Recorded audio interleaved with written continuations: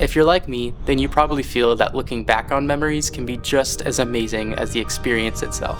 The problem is that a lot of the gear we're supposed to use to capture these moments cost an insane amount of money. So I had an idea. What if we use the gear we already have, and that most of us already bring with us everywhere? Yes, we're talking about the iPhone. This is a guide to documenting your life like a movie using only your iPhone. And if you stick around, I'll include a free asset for you guys down in the description below. Let's do it. Tip number 1. Have you ever seen those videos from news events where the video is just super shaky so you can't see what's happening? Yes, we all have, and it's very frustrating. One of the quickest ways you can ruin a clip is by making it too shaky. A pretty quick solution to this is to just use a gimbal. The problem is that gimbals absolutely suck to carry around. Instead, let's just keep it simple. All you have to do when you're filming is stand still. This alone increases the chances of you capturing a good clip, and a good steady shot goes a long way. Use the rule of thirds grid. Regardless of the camera you're using, composition is one of the most important aspects in any image. As is the case with most things in life, it doesn't matter what you're looking at, but it matters how you're looking at it. The rule of thirds says that if you divide an image into 3 equal sections vertically and horizontally, then the interesting parts of your image should be at an intersection of 2 of those lines. Let's take a look to make it a little easier.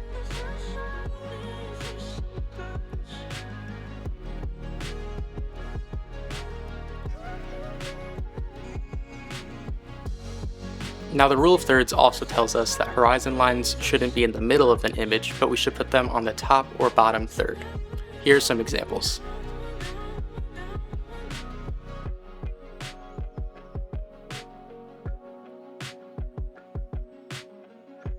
The reason the rule of thirds is so great is because it also helps you with another easy composition trick, and that is center framing. Basically, if you don't know where to put your subject in the frame, just put them in the center.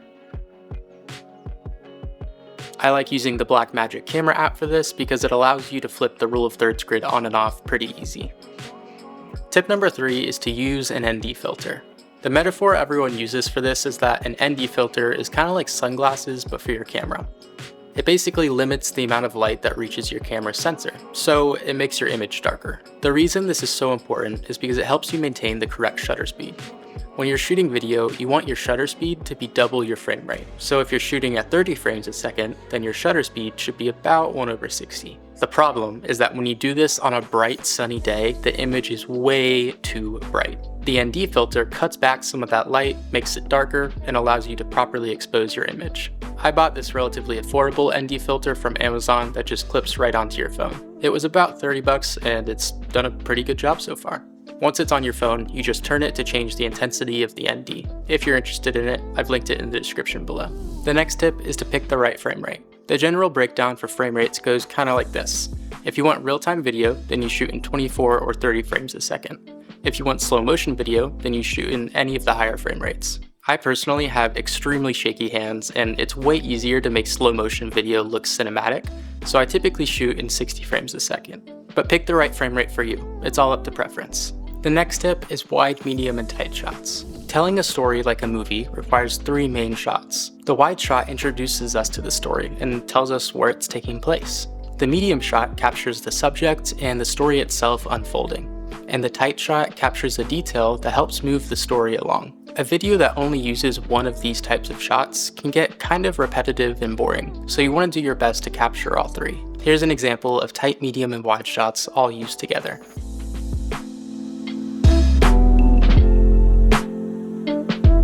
Tip number 6. Use LUTs. Movies all have a color scheme that they stick to, and a cheap way to replicate this is by using a LUT. Think of it kind of like a preset for your image. Different LUTs help you achieve different color schemes, and you can buy a wide variety of them. Take a look at this footage before and after I use a LUT. It's not a huge change, but it gives it a cinematic feeling that's closer to what you would see in the movies. It also ties all of your footage together with a similar color scheme. As a little gift to you, I've included a free LUT down in the description below. I use this guy on a majority of my videos, and it's one of my favorites. A quick tip with LUTs is to not use them at 100% strength. This can cause the footage to break down and be super grainy.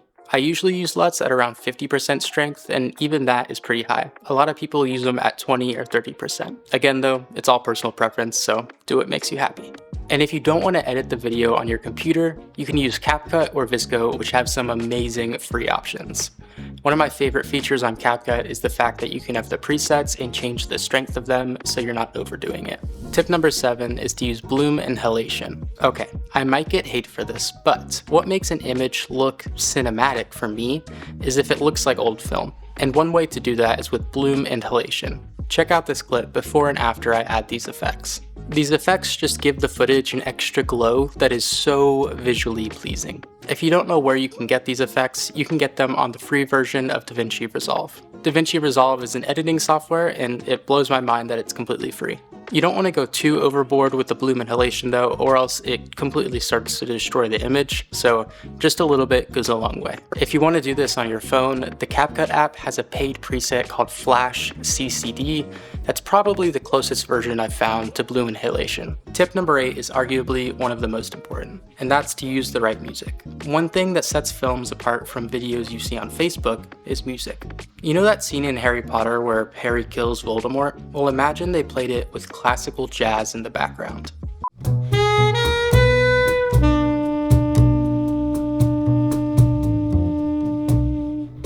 It just would not make sense. The right music will make the viewer feel something, and that's a really powerful tool. This isn't sponsored, but I use Musicbed to find all of my music because they have some pretty amazing songs on there. If you want to check it out, there's a link down below for a free trial or discount. Tip number 9. I've said this before and I'll say it again. The last and most important tip to document your life like a movie with using only an iPhone is to put your phone away. The memories that we capture are supposed to remind us of how we truly felt in a moment, and you can't really experience that moment if you're constantly viewing it through a phone. Record the video, capture the tight, medium, and wide, and then afterwards, put the phone away and live a little. And with that being said, I hope you go out and capture some beautiful memories. If you're interested in general tips to document your life like a movie that aren't specific to an iPhone, feel free to check out this other video that I made. And that is all I got. Toodaloo.